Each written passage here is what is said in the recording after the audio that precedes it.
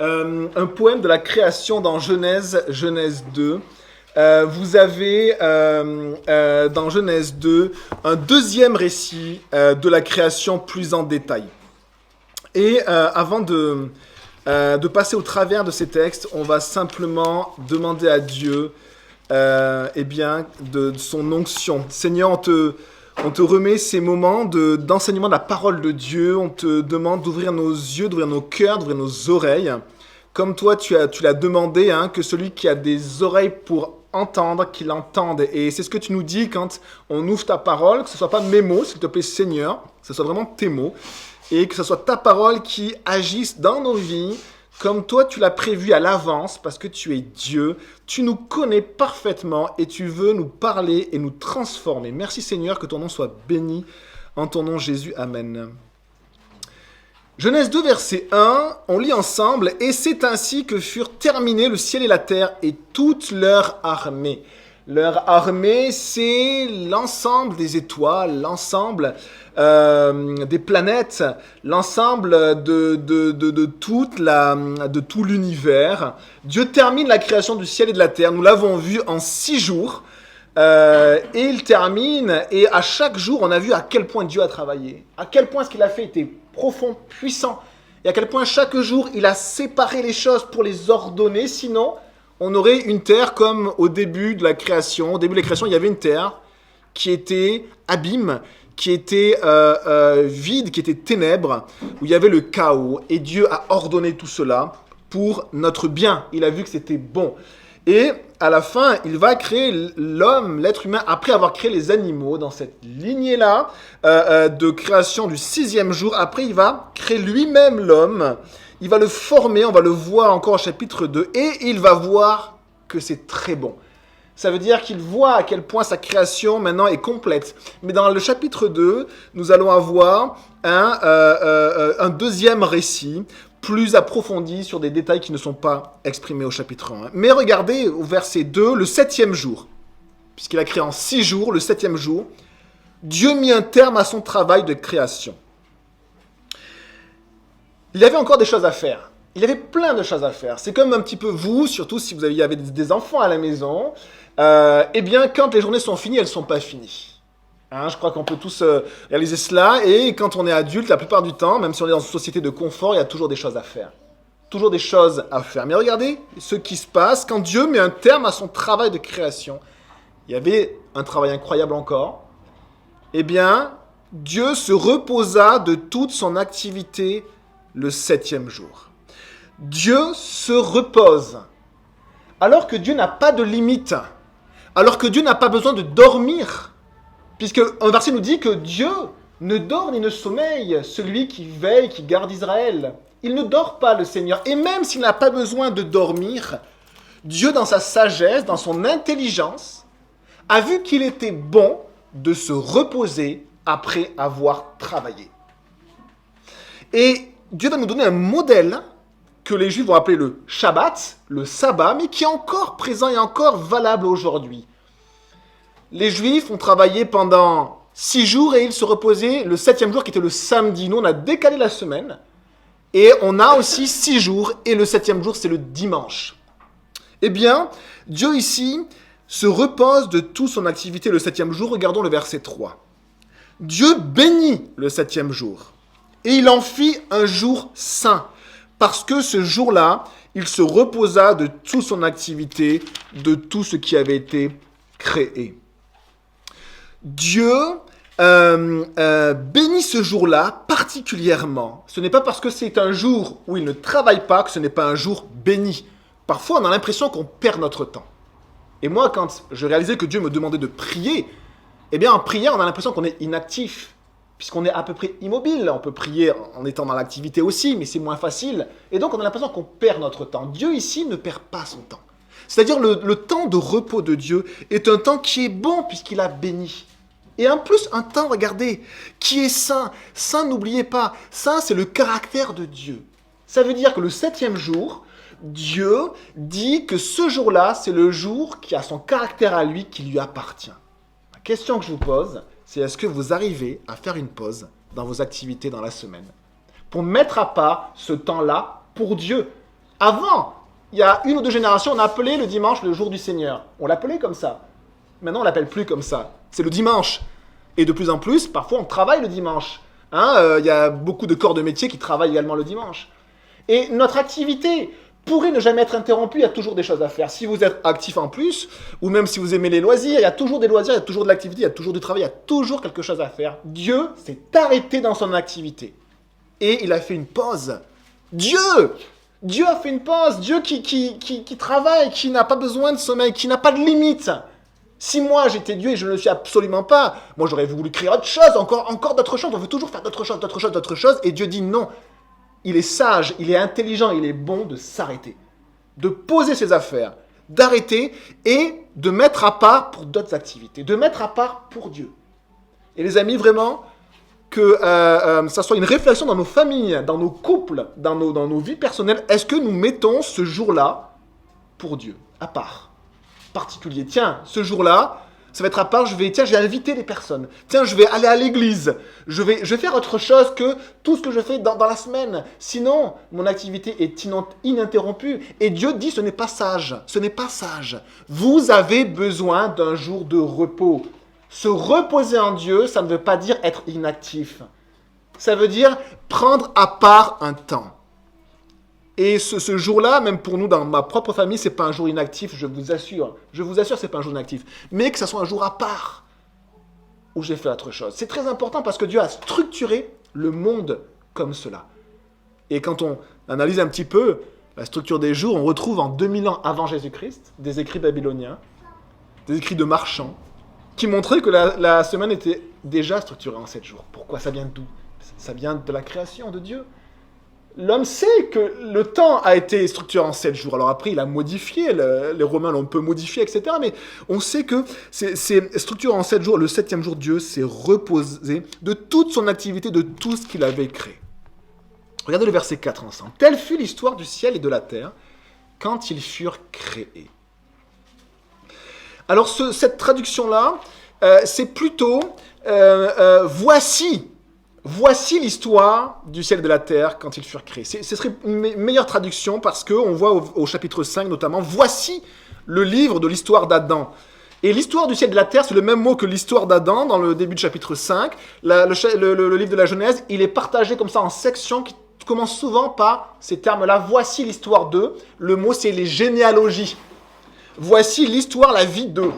Et donc là, on commence une nouvelle section, un nouveau récit.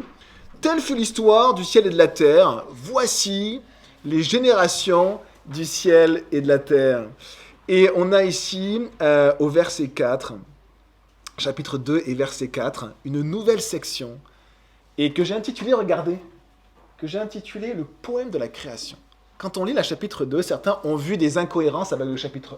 Pourquoi? Parce qu'on a l'impression que Dieu crée les animaux après. Parce qu'on a l'impression que Dieu crée les choses différemment. Je ne crois absolument pas qu'il y ait d'incohérence. Je crois que Dieu, ici, nous a écrit un poème. C'est-à-dire alors attention, quand on écrit un poème, ce n'est pas un mythe. Hein. Ce n'est pas quelque chose de faux. Quand un poète écrit un poème, il écrit la vérité, mais d'une manière poétique, d'une manière qui nous éblouit, mais qui est vraie. Et je crois que Dieu a fait la même chose. Et donc, il faut également le prendre... de manière vraiment poétique, avec cet esprit qui n'est pas forcément occidental, vous savez, où les occidentaux, en fait, il faut que tout soit carré, structuré, rigide. Et peut-être que Dieu est moins rigide que nous.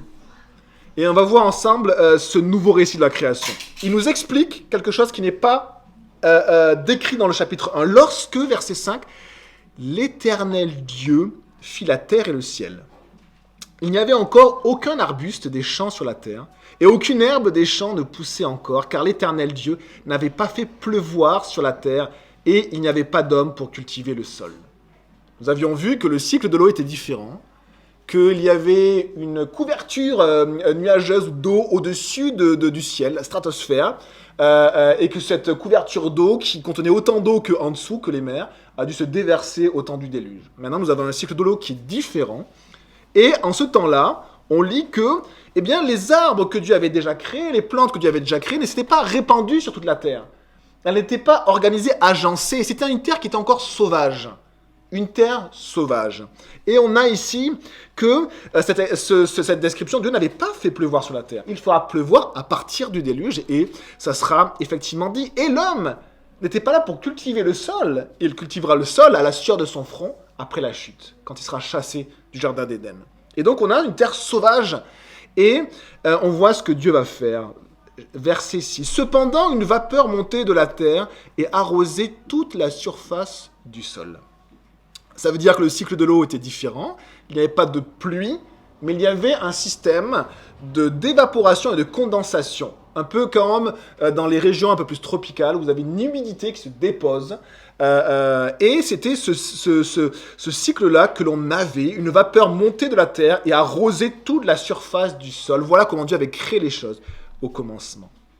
Verset 7, l'Éternel Dieu façonna l'homme avec la poussière de la terre.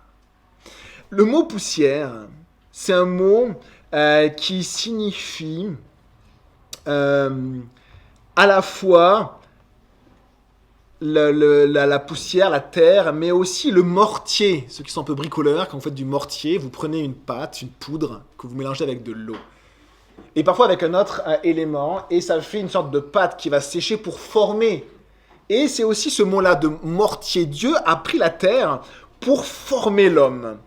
Il a pris également, c'est le même mot que minerai, c'est-à-dire il a pris les composantes du sol pour composer l'homme. Les scientifiques ne peuvent qu'attester cela et disent même qu'on est des poussières d'étoiles, c'est-à-dire en fait qu'on est composé de la composition qu'on trouve dans le sol. Et peut-être, on l'a vu au premier moment avant les 6 jours de la création, c'était un amas un peu chaotique de beaucoup de matière. Nous sommes partis, notre composition physique vient de la composition du sol. Et pas besoin d'être scientifique et d'être Einstein ou de bosser à la NASA pour le savoir, c'est marqué dans la Bible. C'était déjà marqué dans la Bible, des milliers d'années avant que les scientifiques le découvrent. Et on a ici, Dieu nous dit, oui, il a formé l'homme avec la poussière de la terre. Mais les animaux aussi ont été formés à partir de la terre. Regardez, je vous le lis, Genèse 1, verset 24, on avait déjà lu que la terre produise des animaux vivants selon leur espèce, que la terre produise. Et donc Dieu aussi a commandé à la terre de produire des animaux. Et donc c'est à partir de la terre que Dieu aussi a créé les animaux.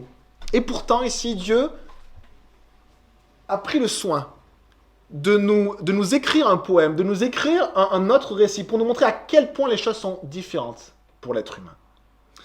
Et on continue.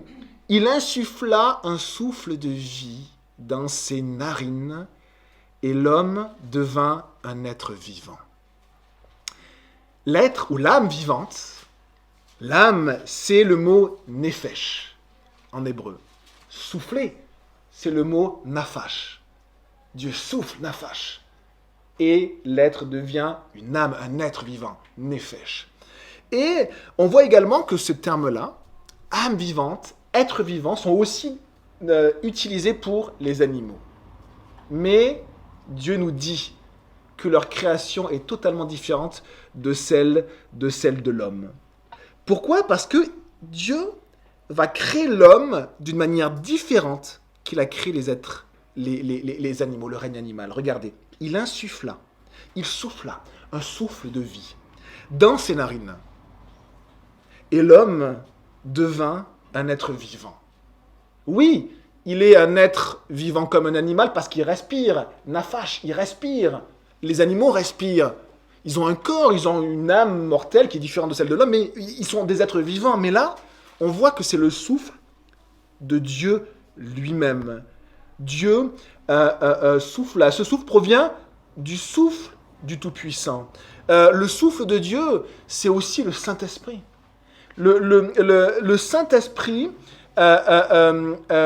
engendre l'être humain. L'homme est engendré par le souffle de Dieu lui-même, par l'Esprit de Dieu. Et donc, ici, on a une autre signification de simplement être vivant physiquement. L'homme, ici, Dieu nous écrit, il nous écrit une lettre dans Genèse 2. À chaque être humain, il nous écrit une lettre, il nous dit « L'homme est vivant ». Mais il est vivant aussi spirituellement, en esprit. Parce que l'Esprit de Dieu a insufflé en lui. Il y a à un autre moment de l'humanité, un autre être humain qui a été créé par le souffle de l'Esprit de Dieu. Savez-vous qui c'est? Je vous le lis. Joseph, descendant de David, qui avait vu que sa fiancée était enceinte, et donc il pensait qu'elle avait fauté, et du coup il voulait la répudier. Mais un ange va voir Joseph et va lui dire « N'aie pas peur de prendre Marie pour femme, car l'enfant qu'elle porte vient du Saint-Esprit. » Un autre verset nous dit « Quand Marie demande à Jésus comment est-ce que je vais porter un enfant, sachant que je ne connais pas d'homme, je ne vis pas avec un homme.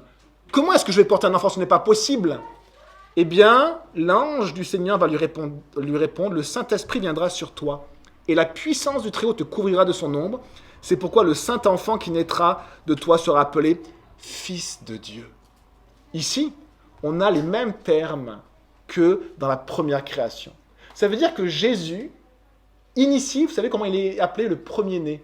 Pas parce qu'il n'existait pas avant, mais parce que ici, Dieu initie avec Jésus une nouvelle création. Jésus, dans la Bible, est le nouvel Adam.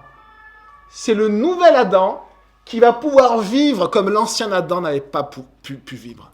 Mais il a été créé de manière similaire. Par contre, c'est comme si dans l'explication, on ne voit pas que Dieu insuffle en Jésus une respiration comme l'homme qui, à un moment donné, a dû respirer et a dû, avec son intelligence, voir les choses un peu à la manière de Dieu, cette réflexion, cette conscience, cette justice, cette bonté. Hein, Dieu a créé l'homme à son image. Jésus, lui, il existait avant, de tout temps. Mais il est venu dans le corps d'un homme et le Saint-Esprit également a engendré, on pourrait dire, Jésus dans le ventre de Marie. Une nouvelle création avec Jésus. Cette manière de nous décrire, que Dieu a nous décrire la création de l'homme, nous indique une chose très claire, c'est que l'homme, créé par le souffle de Dieu, est une créature unique, mise à part dans toute la création. Parce que quand Dieu a créé l'homme, il n'a plus dit que c'était bon, il a dit que c'était très bon. Et donc Dieu a mis à part depuis le début l'homme dans la création. Et il nous le montre dans sa manière d'écrire, ce récit, ce nouveau récit de la création, qui est vrai, mais qui est poétique. Verset 8, « L'Éternel Dieu planta un jardin en Éden. » Mince, ça veut dire que Adam, qui est tiré du sol, Adama, le sol c'est Adama, l'homme c'est Adam, eh bien cet homme-là a été créé, on l'a vu, dans un environnement hostile et sauvage. L'homme, Adam, a été créé dans un environnement sauvage. La femme sera créée dans un environnement sécurisé, le jardin d'Éden. L'homme et la femme vont être créés de manière totalement différente. Nous sommes, hommes et femmes, totalement différents. Et pourtant, on va le voir après, nous sommes des êtres semblables. C'est étonnant ce que Dieu a fait. C'est un poème que Dieu nous apporte ce matin. Il planta un jardin en Éden, du côté de l'Est, et il y mit l'homme qu'il avait façonné. Adam a connu le monde sauvage, Dieu plante un jardin, et on aimerait tous savoir où est le jardin d'Éden. Eh bien, le rédacteur, c'est Moïse, quand il écrit, il est avec le peuple d'Israël, il parcourt, ils sont souvent dans le désert du Sinaï, pour aller en terre promise, là où Moïse a écrit les 5 livres, les 5 premiers livres de la Bible, et il avait sûrement, on peut penser, des textes que Dieu avait protégés et transmis, historiques de la création. Et on a ici, à l'est, c'est-à-dire à l'est de cet endroit-là, c'est assez vague, mais à l'est, Moïse savait que c'était là où était le jardin d'Éden. Il y mit l'homme qu'il avait façonné. Verset 9, l'Éternel, Dieu, fit pousser du sol des arbres de toutes sortes, agréables à voir et porteurs de fruits bons à manger. Il fit pousser l'arbre de la vie au milieu du jardin, ainsi que l'arbre de la connaissance du bien et du mal. Chaque mot compte. C'est le récit de Dieu. C'est le poème de Dieu. Chaque mot compte. Dieu fait pousser un jardin qui foisonne de vie, qui est d'une abondance incroyable. Une abondance de vie. Vous savez, quand on va dans les forêts tropicales, elles sont marquées par le péché, mais il y a une abondance de vie incroyable. Dans ces forêts-là, c'est là où il y a la plus grande quantité d'animaux et d'espèces végétales. Il ne reste que quelques forêts primaires sur cette terre, mais Dieu fait pousser ce jardin, c'est par sa main qu'il fait pousser ce jardin dans une terre sauvage, et il met une abondance de vie, toutes sortes d'arbres. agréable à voir, Dieu se plaît à la beauté. Dieu crée, il façonne comme un artiste peintre qui, je ne sais pas si vous avez déjà vu un peintre peindre une toile. Les petits coups de pinceau ou de truelle pour créer quelque chose de beau. À quoi ça sert de peindre? C'est du papier, avec un petit peu de pâte dessus. À quoi ça sert? Parce que c'est beau. Et parce que Dieu, quand il a créé les choses, il a eu aussi ce souci de beauté. On aurait pu être dans Minecraft avec des cubes partout et avec 3 couleurs. Et Dieu a créé les choses belles, magnifiques. Juste pour être belles. On aurait pu être dans un monde où les choses n'étaient pas belles, on aurait pu survivre, on aurait pu vivre. Mais Dieu a voulu les choses belles. Et porteurs de fruits bons à manger. Et regardez ce que Dieu dit. Dans ce jardin d'Éden, que l'humanité recherche, il fit pousser l'arbre de la vie au milieu du jardin. Ça, c'était pour l'homme. L'homme pouvait manger de l'arbre de vie. Peut-être que l'homme pouvait se blesser, c'est possible, hein, puisqu'il était fait de chair comme nous, même s'il n'avait pas péché. Mais s'il était blessé, il pouvait aller manger de l'arbre de vie. Peut-être qu'il pouvait avoir des maladies, ça c'est totalement hypothétique, on ne sait pas. Peut-être que, avec la rébellion de Satan et des anges, peut-être que la nature avait commencé à être déformée aussi par le péché, on ne sait pas. Là c'est vraiment hypothétique, hein, la parole de Dieu ne nous le dit pas. Mais même s'il avait des maladies, il y avait l'arbre de vie. Et donc, cet arbre de vie faisait en fait que l'homme renouvelait sa vie constamment. Il renouvelait sa vie, il renouvelait sa force. Et Dieu avait créé cet arbre de vie pour l'homme. C'est un cadeau de Dieu pour l'homme. Après cet arbre-là, Dieu fait pousser aussi un autre arbre. C'est l'arbre de la connaissance du bien et du mal. Cet arbre-là, il ne dit pas qu'il est situé au milieu du jardin, mais cet arbre-là, il a les caractéristiques de Dieu. La définition du bien et du mal. Qui peut définir le bien et le mal? Dieu. Dieu met l'arbre de la connaissance du bien et du mal, c'est-à-dire un arbre qui a les caractéristiques de Dieu seul. Et là, ce n'est plus l'arbre de l'homme, c'est l'arbre de Dieu. Cet arbre-là, l'homme ne doit pas s'y approcher. C'est un arbre sacré, c'est un arbre saint, mis à part, mais pas pour l'homme, mais pour Dieu. Il ne doit pas s'en approcher, il ne doit pas manger de son fruit parce qu'il a les caractéristiques même de Dieu. Et on sait que l'homme va profaner l'arbre de la connaissance du bien et du mal. Il va profaner ce lieu sacré. Il va ne pas écouter Dieu, faire le contraire de ce que Dieu avait dit. Vous savez, quand on est sur une terre sainte, eh bien, normalement, l'homme, il est dans le recueillement, il est dans le respect total de Dieu. Quand Moïse, en fait, approche de ce buisson qui brûle, c'est juste un buisson qui brûle. En fait, il y a la présence de Dieu dans ce buisson. Et qu'est-ce que Dieu dit? Attention, cette terre est sainte. Enlève tes chaussures. Voile-toi le visage. Tu es dans la présence de Dieu. Et il y a un respect total à avoir avec ce qui a la caractéristique de Dieu. Et on va voir que l'homme, eh bien, il va transgresser. Il va vraiment mettre à terre ce qui est saint, ce qui était l'arbre de Dieu. On continue au verset suivant, verset 10.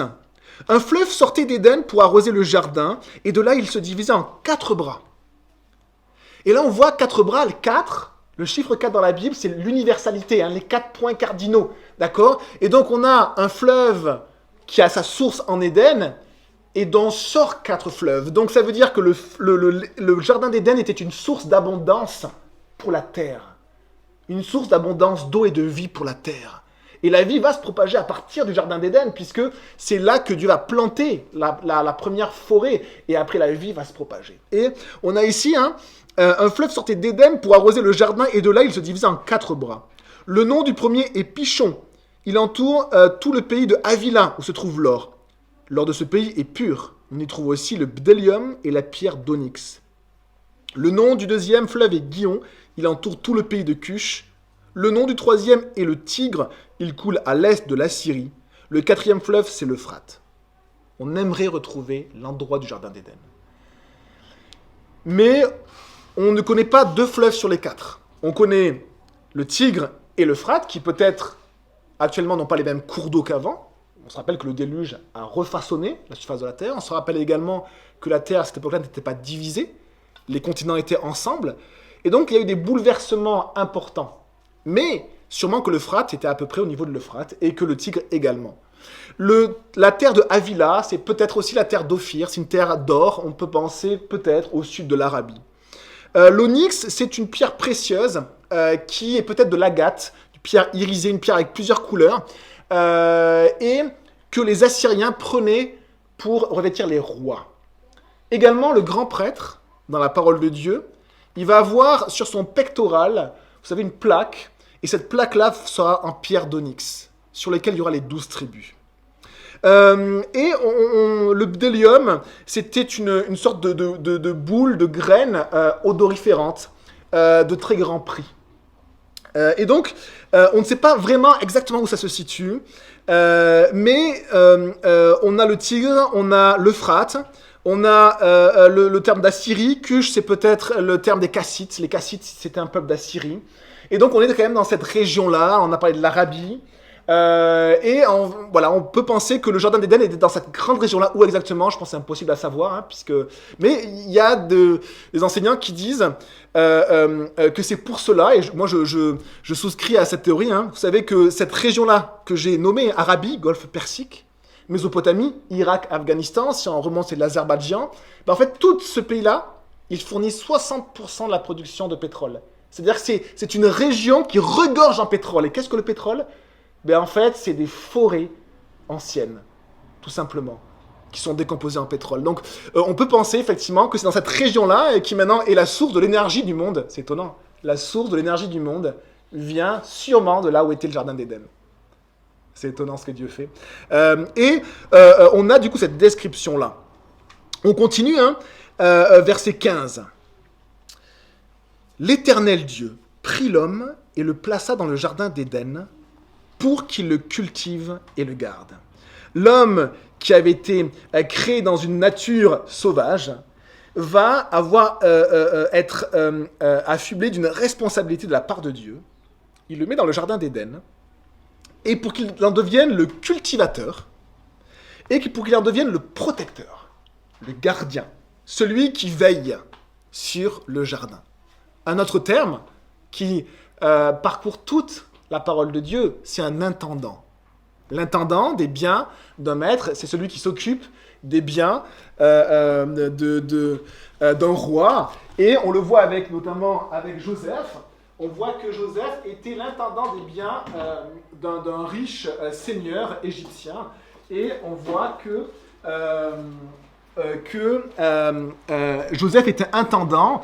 Et ici, Dieu fait de l'homme son intendant. Et il a donné une abondance incroyable. Et en fait, il place l'homme, finalement, comme responsable de ses biens.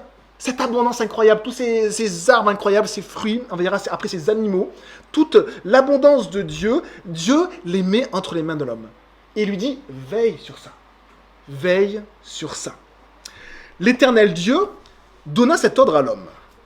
Tu pourras manger les fruits de tous les arbres du jardin. Littéralement, il y a un verbe en hébreu qui est redoublé pour indiquer sa valeur et son importance. C'est le verbe akal, qui veut dire manger. Et littéralement, quand on lit dans l'hébreu, il y a marqué tu mangeras les fruits de tous les arbres du jardin. Ça souligne, ça assure à l'homme qu'il peut vraiment manger de tout, qu'il y a une abondance incroyable, que Dieu a donné une liberté incroyable à l'homme. Verset 17, mais tu ne mangeras pas le fruit de l'arbre de la connaissance du bien et du mal, car le jour où tu en mangeras, tu mourras, c'est certain. En hébreu, on redouble le verbe mourir. Il y a marqué tu mourras. Ça veut dire que c'est certain. Et à la fois Dieu, vous avez vu ce poème que Dieu nous écrit ? À la fois Dieu, il donne à l'homme une abondance extraordinaire qui est maintenant est la source de l'énergie mondiale, on pourrait dire, ce jardin d'Éden incroyable, où l'homme a une liberté incroyable, il a une abondance incroyable, il peut manger de tout, il a une beauté autour de lui extraordinaire, et à la fois, il y a un seul arbre dans les millions que Dieu a créés, un seul, qui est la limite entre le bien et le mal. Et Dieu lui dit, tu ne mangeras pas de cet arbre-là, parce que c'est le mien, il m'appartient. Un arbre appartient à Dieu, et 1 milliard à l'homme. Et Dieu met cette limite-là, cette différence, Et souvenez-vous de cela, hein? Dieu est Dieu, et moi, je ne suis pas Dieu. C'est une logique tellement simple que beaucoup d'êtres humains n'appliquent même pas. C'est une vérité. Dieu est Dieu et moi, je ne suis pas Dieu. Et même si Dieu a créé l'homme à son image, l'homme n'est pas Dieu parce qu'il a été créé par Dieu. La nature de Dieu est différente de la nature de l'homme. Et Dieu présente dans la création, sous la forme de cet arbre, justement cette différence-là. Il met cette différence dans la création, une différence qui montre qu'à un endroit, ça appartient à Dieu et pas à l'homme. Un seul, dans toute cette abondance extraordinaire. Verset 18, « L'Éternel Dieu dit, il n'est pas bon que l'homme soit seul. Je lui ferai une aide qui soit son vis-à-vis. » Dieu est constamment en train de voir comment prendre soin de sa création. Il est constamment en train de voir et regarde l'homme et il voit qu'il manque quelque chose. Et du coup, ça l'attriste. Parce que Dieu veut que l'homme soit bien. Lui-même, il a attesté que ce qu'il avait créé était très bon. Adam aurait dû s'émerveiller en s'occupant de ces millions d'espèces végétales, cette beauté a coupé le souffle. Le jardin d'Éden, c'est ce qui est délicieux. C'est ce qui est dans l'abondance. C'est aussi un autre mot qui veut dire la plaine arrosée, la plaine qui est dans l'abondance totale.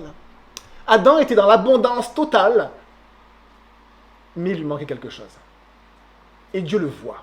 Et on voit ce Père, n'oubliez pas, hein, c'est le Fils de Dieu, Adam. Il a été créé par l'Esprit de Dieu, c'est le Fils de Dieu, Adam. Et il voit son Fils, il lui manque quelque chose. Et il dit ceci, « Je lui ferai une aide. » Le mot « aide », c'est le même mot quand il est parlé quand Dieu aide son peuple. Et donc, il n'y a pas d'infériorité dans cette aide-là. Au contraire, c'est un mot qui a beaucoup de valeur. Qui soit son vis-à-vis, c'est-à-dire son pendant, son second lui-même. Son second lui-même. Un vis-à-vis, c'est celui qui est avec, c'est l'être comme lui, mais avec. Verset 19, l'Éternel Dieu façonna, donc là on pense tous à la femme, on va dire Dieu a créé la femme maintenant. L'Éternel Dieu façonna à partir de la terre tous les animaux sauvages et tous les oiseaux du ciel, puis les fit venir vers l'homme pour voir comment il les appellerait. Il voulait que tout être vivant porte le nom que l'homme lui donnerait. Ce n'est pas une réécriture fallacieuse de la création, c'est le poème de Dieu. On sait que les animaux ont été créés avant. L'homme, dans Genèse 1, c'est clair. Mais là, c'est comme si Dieu dit que quand il voit l'homme, il crée les animaux. C'est-à-dire, c'est comme si Dieu, en créant sa nature, il avait créé les animaux pour l'homme. Et il va appeler les animaux. Il va appeler les animaux, il va appeler les oiseaux pour qu'ils rencontrent l'homme. Avec cette volonté de voir comment il les appellerait. Dieu est tout-puissant, Dieu connaît toutes choses à l'avance, mais Dieu, comme un père, s'émerveille de voir comment son fils va réagir. Quel nom il va donner. Pour les Juifs, c'est très clair, quand on donne un nom à quelque chose, cette chose nous appartient. C'est une relation d'appartenance. Un père donne le nom à ses enfants. Dieu appelle l'homme. Et ici, Dieu va, du coup, donner un nom à tous les animaux. Ça veut dire qu'en plus de ce jardin que Dieu a mis dans les mains de l'homme, Dieu va mettre sous la responsabilité, la domination de l'homme, tous les êtres vivants, tous les animaux, tous les oiseaux. Et Dieu va s'émerveiller de voir même les noms que l'homme va choisir. Dieu écrit ce poème comme si les choses étaient belles pour lui. Ce qu'il voit est beau. Et du coup, il amène tous les animaux, et on pourrait se dire, peut-être que Adam, il va devenir un ermite, comme on en a connu dans l'histoire, il va avoir son chien, et puis ça va lui suffire, ou un perroquet toute sa vie, et Dieu va dire, bon, ça va. Et on va voir ce qui va se passer au verset 20. L'homme donna des noms à tout le bétail, aux oiseaux du ciel et à tous les animaux sauvages, mais pour lui-même, il ne trouva pas d'aide qui soit son vis-à-vis. La création reste incomplète malgré la merveille de la création. La création est merveilleuse, elle est d'une abondance extraordinaire, Mais Dieu comme l'homme vont constater qu'elle n'est pas complète. Verset 21. Alors, l'Éternel Dieu fit tomber un profond sommeil sur l'homme, qui s'endormit. Il prit une de ses côtes et referma la chair à sa place. Pour créer la femme, et pour compléter la création, pour donner à l'homme une complémentarité, un vis-à-vis, Dieu va créer la femme à partir de l'homme. Il va prendre vraiment une partie de la chair de l'homme pour créer la femme. Alors, quelqu'un qui connaissait un petit peu la science disait que dans la côte, il y a plein de cellules souches. C'est assez marrant que Dieu parle de la côte. Je ne connais pas trop la médecine, mais ce qui est joli, c'est que Saint Augustin disait, il n'était pas saint, on va dire Augustin, mais on l'appelle Saint Augustin, Dieu n'a pas pris une partie du cerveau de l'homme pour créer la femme, indiquant que la femme serait supérieure à l'homme. Dieu n'a pas non plus pris une partie de la jambe, indiquant que la femme serait inférieure à l'homme. Dieu a pris une partie de la côte, à côté de son cœur, pour former la femme. Est-ce que Dieu n'est pas en train de nous montrer un poème merveilleux de la création? Les choses sont vraies, mais Dieu les écrit. Dieu a pris une partie à côté du cœur de l'homme pour former la femme. Verset 22, alors l'Éternel Dieu forma une femme à partir de la côte qu'il avait prise à l'homme, et il l'amena vers l'homme. Et l'homme dit ceci, « Voici cette fois celle qui est faite des mêmes os et de la même chair que moi, eau de mes os, chair de ma chair, qui est comme moi et à la fois différente. On l'appellera femme parce qu'elle a été tirée de l'homme. Femme, c'est Isha. Homme, c'est Ish. Le mot même, un peu comme Adam et Adama. Le sol, c'est Adama, et l'homme, c'est Adam, mais un autre mot pour l'homme, c'est Ish, et la femme, c'est Isha. Et on voit que l'homme va trouver un vis-à-vis. Mes sœurs, vous avez été créés comme un vis-à-vis, c'est-à-dire un être avec. C'est-à-dire que vous avez été créés pour être avec. C'est-à-dire que vous êtes créés par nature pour vous épanouir dans la relation avec l'autre. Ne me dites pas que c'est faux, je suis marié. Vous avez été créés pour vous épanouir dans la relation avec l'autre. L'homme a été créé de manière différente. L'homme, lui, il a été créé dans une nature sauvage. Et on lui a donné une responsabilité de protéger, de garder et de cultiver. Vous avez vu, dans l'ordre de la création, comment on peut comprendre et saisir ce qu'est l'homme et ce qu'est la femme. Si vous êtes marié, vous pouvez mieux comprendre comment est votre mari. Et les gars, comment est votre femme qui s'épanouit dans la relation. Alors si on est toujours perturbé quand notre femme veut nous partager quelque chose, eh bien on oublie que Dieu l'a créée à partir de notre côte. Pour qu'elle soit un vis-à-vis, qu'elle s'épanouisse dans la relation avec. Mais quand la femme en a marre que l'homme gère, et soit dans sa grotte, ben on oublie que l'homme a été créé dans une nature sauvage. L'homme a été créé seul dans une nature sauvage. Et souvent, l'homme a besoin aussi d'être seul. Et c'est ce que la femme ne comprend pas souvent. La femme lui dit, mais qu'est-ce que tu penses? Laisse-moi tranquille. L'homme et la femme sont différents. Mais c'est merveilleux de voir comment Dieu nous écrit la manière dont il nous a créés. Le péché est rentré par là. Il y aura, on verra dans le chapitre 3, de la domination. Il y aura aussi des attentes de la femme qui ne seront jamais assouvies. C'est le chapitre 3, on le verra. Mais Dieu est là pour nous aider, pour restaurer les choses. Dieu a créé l'homme et la femme. Il les a designés pour qu'ils vivent ensemble. Pour qu'ils forment même une unité, on va le voir après. Verset 24, c'est pourquoi l'homme quittera son père et sa mère et s'attachera à sa femme. Et ils ne feront qu'un. Ils ne feront qu'une seule chair. Et on sait que même biologiquement, physiquement, l'homme et la femme sont faits pour avoir des relations sexuelles. Et que l'homme et l'homme ne sont pas faits pour avoir des relations sexuelles. Et la femme non plus. Pourquoi? Parce que Dieu a créé l'homme et la femme. Il n'a pas créé de femmes, il n'a pas créé deux hommes. Le chrétien n'est pas contre l'homosexuel. Mais il dit, Dieu a créé l'homme et la femme. Et souvent, on sait que l'homosexualité vient parfois d'une grande souffrance. Et parfois, quand on analyse les parents des personnes qui sont homosexuelles, il y a un grand manque de repères, une grande souffrance, ou des grands déséquilibres. Souvent, une maman, c'est pas tout le temps le cas, mais ça peut être étouffante, et souvent un père absent. Pas toujours. L'homosexualité peut être aussi venir juste de la volonté de pécher, de dire moi je fais ce que je veux. Et bien on voit juste à quel point quand on regarde ça, Dieu nous montre une beauté, une complémentarité, qui n'est pas accusatrice, qui est belle. Dieu a créé les choses bonnes. Pourquoi l'homme veut déformer ce que Dieu a créé? L'homme est fait pour vivre avec la femme et la femme est faite pour vivre avec l'homme. Et on a ceci.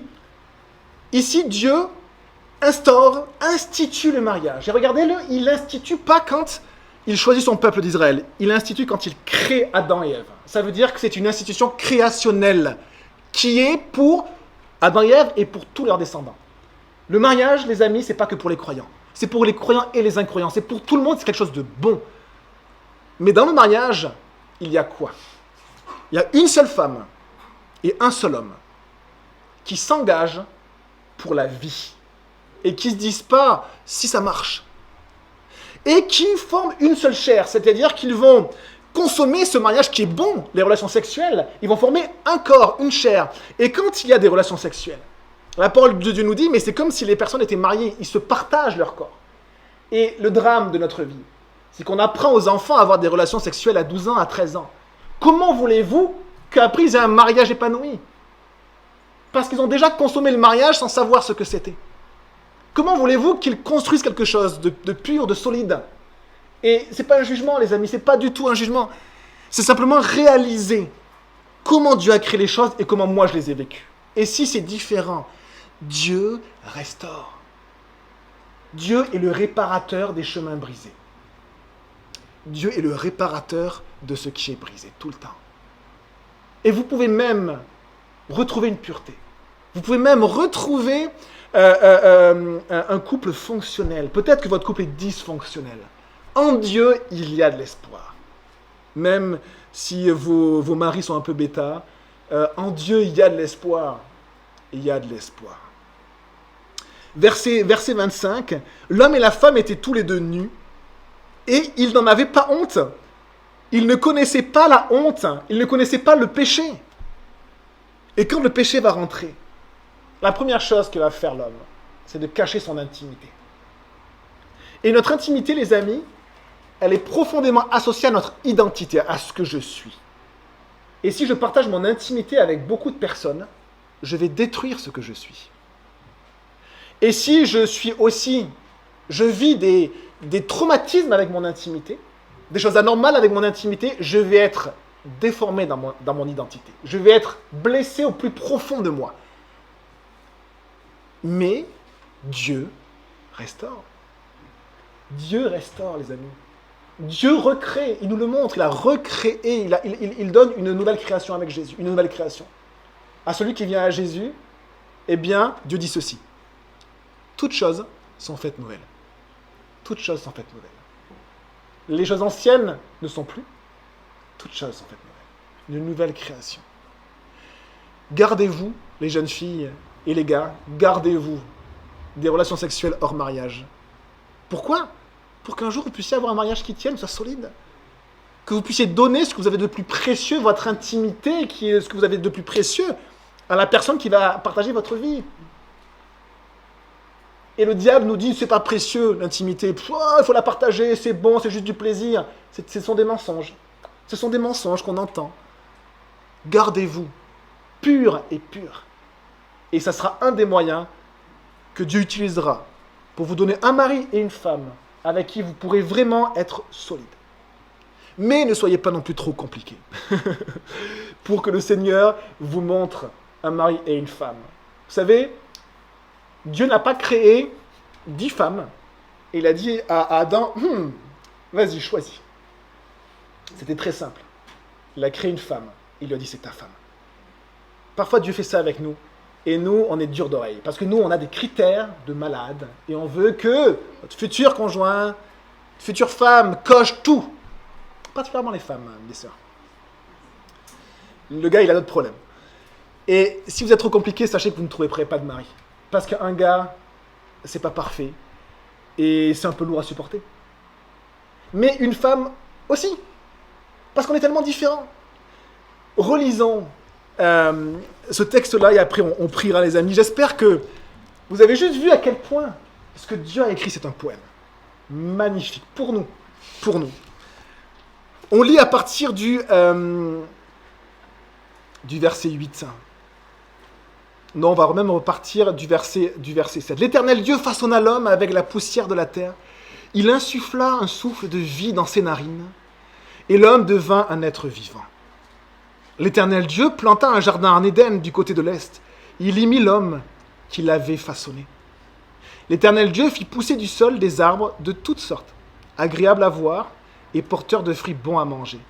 Il fit pousser l'arbre de la vie au milieu du jardin, ainsi que l'arbre de la connaissance du bien et du mal. Un fleuve sortait d'Éden pour arroser le jardin, et de là il se divisait en 4 bras. Le nom du premier était Pichon. Il entoure tout le pays de Havila où se trouve l'or. L'or de ce pays est pur.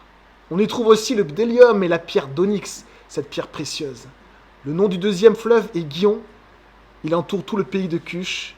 Le nom du troisième est le Tigre. Il coule à l'est de la Syrie. Le 4e fleuve, c'est l'Euphrate.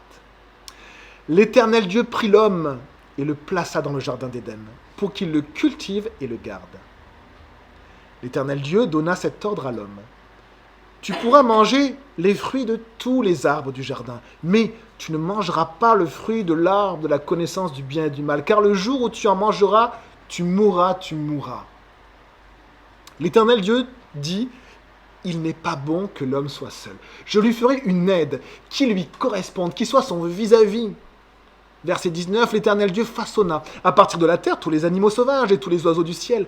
Puis il les fit venir vers l'homme pour voir comment il les appellerait. Il voulait que tout être vivant porte le nom que l'homme lui donnerait. L'homme donna des noms à tout le bétail, aux oiseaux du ciel et à tous les animaux sauvages, mais pour lui-même, il ne trouva pas d'aide qui soit son vis-à-vis.